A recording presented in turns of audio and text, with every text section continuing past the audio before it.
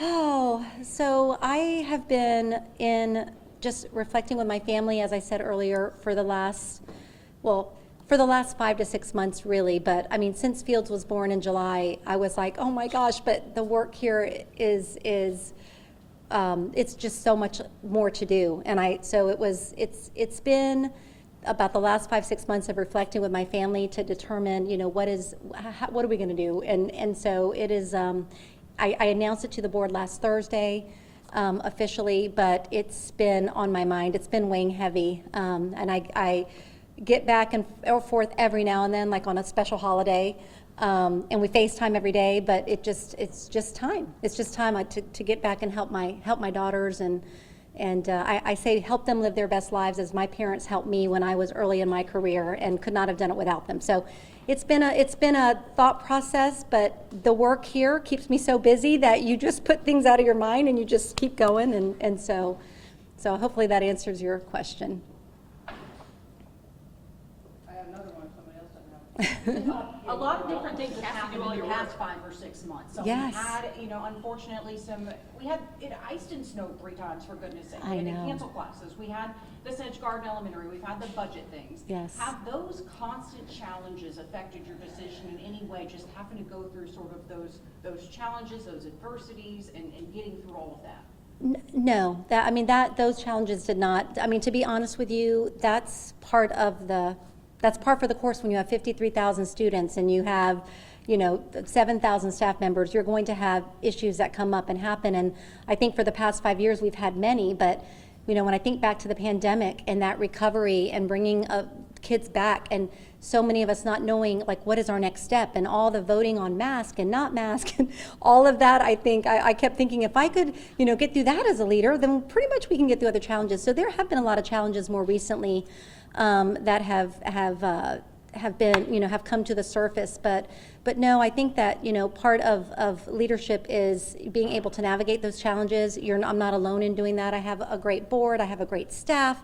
I've got great staff across the district, and so it's I've got people to turn to. I've got superintendent mentors all over the state, and that did not weigh in. Does that add challenge? Absolutely. Are there days I wake up and need my coaching call with someone? Absolutely. But those incidents that have been challenging did not weigh into my decision. Following up on that question, how do you hope the next superintendent or interim superintendent picks up on some of the things, first of all, the remarkable things that you were able to accomplish over the past 4 years, but also the financial struggles, like Yes. the $8 million funding gap, the $16 Yes. million funding gap for next year? Yeah, so so that is great. I will say I hope, and the board will do an amazing job electing the next superintendent, and I hope they'll continue, just bringing the community to be part of what we're doing in the school system, because I meant it when I said we can't do this alone. It's going to take everyone to really have an impact on making sure all of our students graduate future ready. But as far as the budget, we are setting up the budget for future success. We had a great budget workshop earlier today, or budget finance committee meeting earlier today. The board, we have clarity around where we are, and going into next school year, we know what we need to request, and we're going to get the budget back exactly where it needs to be in the future. What was the reaction from board members and staff when you told them about your upcoming retirement? So I think that that the board was very supportive. I think they were the first group I told, and they were very supportive. Most people, when it's a decision about family, it's hard to people support that. People support that, and I think again, I mentioned my growing family with a new grandbaby, so they've been very supportive of that. And then talking to my own staff, that they were the next group I told, my senior team, just yesterday afternoon, and again, very supportive. I've gotten so many positive messages, after speaking to people, and then today was principals just literally at 3:30, and have been bombarded with just very positive messages. And so I think that for me, I'm making a decision that is about a decision from the heart and what is good for myself and my family. But it is, I said earlier that I'm torn because you know, the work that we're doing here is so important. I don't think there's any more important work than K-12 public education, pre-K-12, I should say, public education. So there's so much more work to do. But just the board everyone has been completely supportive and, you know, sad, but very supportive is what I'll say. What's your biggest regret about your tenure as superintendent, but also your favorite memory? Oh my gosh, that's a hard question. That is a very hard question. Let's see. Biggest regret. So I am a person that believes when you know, you have the right plan, you have the right things in place, like, and you execute on that plan and you go at it every day, that your results are gonna be, you know, breakthrough. And so I shared some data today on the slides that showed growth, but not breakthrough. Like, I know we can get breakthrough. I have said from day one that 95% of our students in third grade should be able to read on grade level. And I don't just say that, it really is true. And I say then the 5% that may not be able to are those that may have severe cognitive delays. And so not reaching that target, who knows, we still haven't got our 2025 data, maybe we'll reach it. But not reaching that target I don't know if it's a regret, but it's something that I'm just gonna always know that I know we could have gotten there.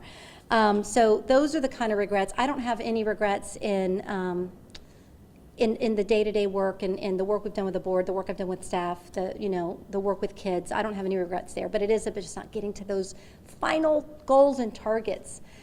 Greatest memory, oh my gosh, there are so many, and most of them have to do with individual student interactions and students that when I get to schools say, "Hi, Miss McManus." I mean, I never thought to be a superintendent of a 53,000 student school district that I would have kids that actually know my name and I know their names, and so I think every moment that I am seeing students excited or smiling or feeling confident or performing, all the musicals I've been to, like, those are my favorite memories.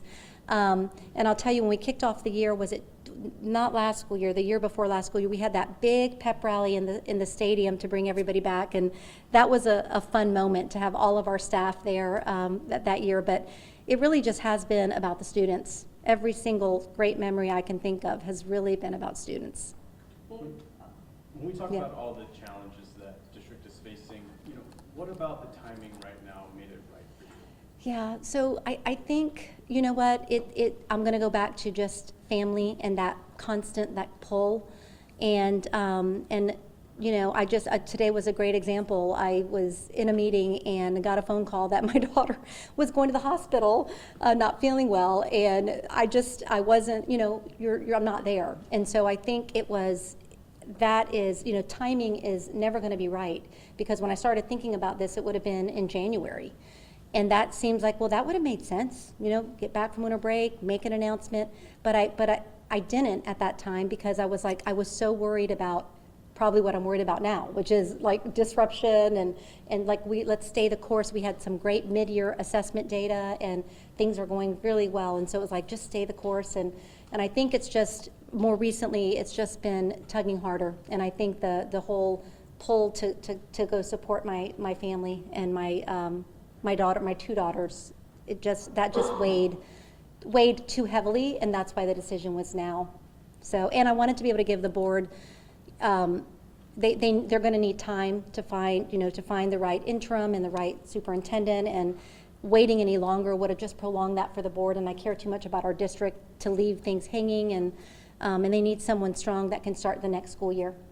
When we talk about the next superintendent, you know, what sort of advice would you give them? You know, they're taking on some challenges, but also a lot of progress that, you know, that they. Yeah, I honestly just listen to the people. I think something that's been very important to me is elevating voice, and that is voice of students. I mean, a voice of parents, voice of community. And I would just tell them, you know, get out there, like, you've got to be present. And that was, you know, I always thought as superintendent, I was in a larger school district before I came here of 215,000 students. And I always thought, when I'm a superintendent, if I ever am, I want to do things differently.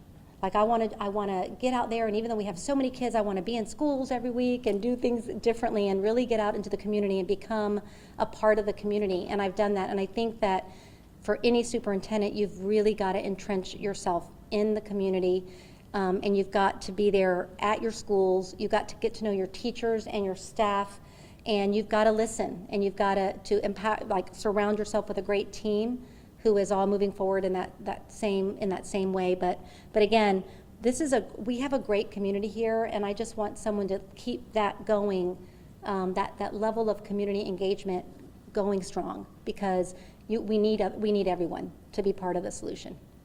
If you could personally say something to the students, to the parents tonight, what would that be? It has been a complete honor. To the parents, I'm going to say it's been a complete honor to serve your children.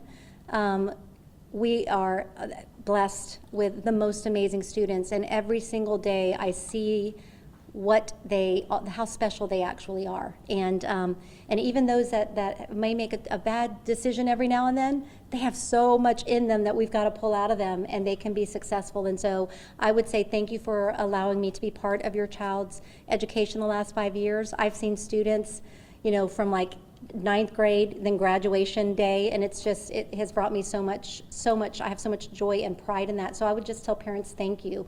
It has been an honor to serve your children and you as parents, and just, believe in what we're doing in our schools. There's amazing things happening, and I invite everyone into the schools to see what that is. And so thank you for trusting and believing us, and that's pretty much what I would tell our parents at this point.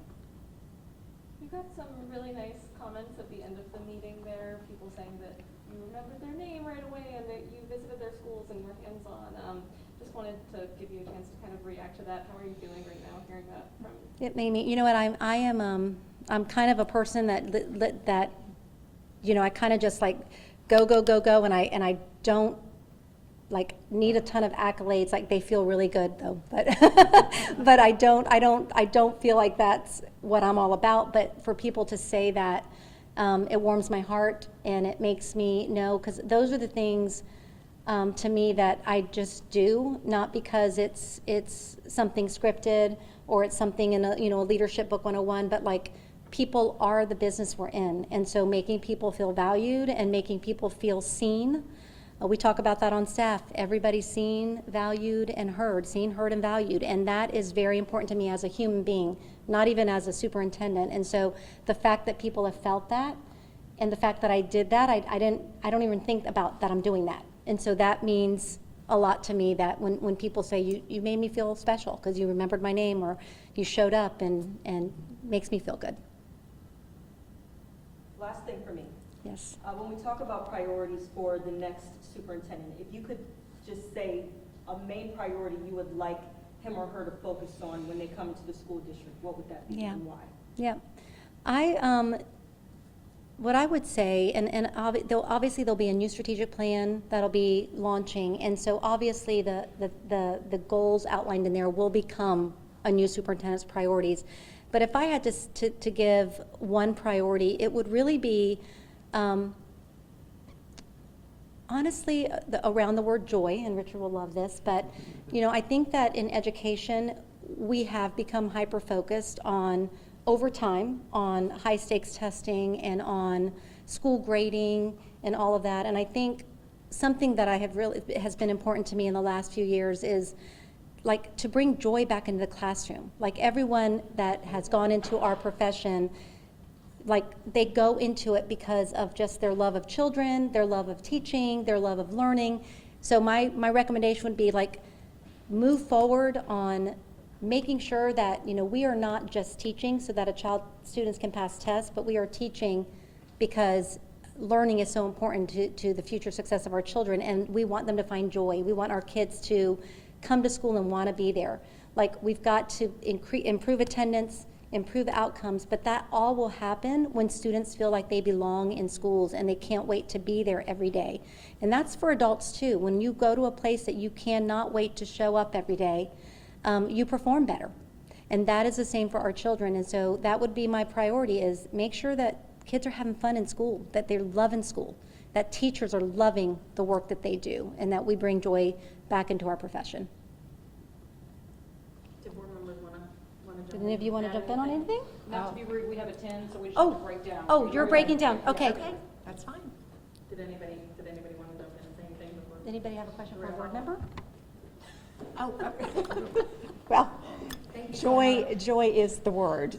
You bring joy to all of us, and thank you. It's just been such an honor to serve with you, and I am just thrilled that I've been able to be in this position to work with you, and I'm excited for your next steps of your life. Me too.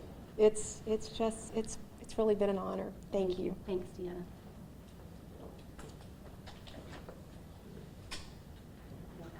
You can share. No? Okay, so I think one of the things that I want to make sure that people are aware of, and I know that the superintendent talked about this a little bit, but Superintendent McManus came here with the intention to do a completely different job. And, you know, when she did that, I wasn't on the board. We actually were getting acclimated at the same time because I joined the board in early 2021. And I think it's important for the community to understand just how big of a responsibility the superintendency is, and how much weight is on the shoulders of the person who has that role. And what Tricia McManus did was say, I will step up to the plate. And she has stepped up to the plate, and she has, in my opinion, done a fantastic job, and not just my opinion, but the opinion of lots of members of the community, as you all saw during our meeting this evening. And so we are exceptionally proud of the work that she's done. It'll be extremely hard to replace her. And so as we kind of discuss next steps in the next couple of weeks, we will kind of, at the forefront of our mind, think about what an awesome job she's done, and that'll lift the expectations that we have for her successor. So I'll leave it at that. I just want to say one more thing then, because she's coined my phrase joy. 2 years ago, when I ran for school board, I wanted to say to everyone, let's bring back the joy. Tricia McManus has truly tried to bring back joy in all that she does with our teachers, our students, our parents, and our communities. And she's been so intentional on how can I bring joy. So I know this has been a very difficult decision for her, because she mentioned sometimes I wake up, I may not have the same joy that I had several years ago. And so, but we all have to understand this is a tough job. It's a very tough job, a challenging job, time, family. So I encourage us to just embrace her at this moment and say, you did bring us joy, and we will continue to celebrate you.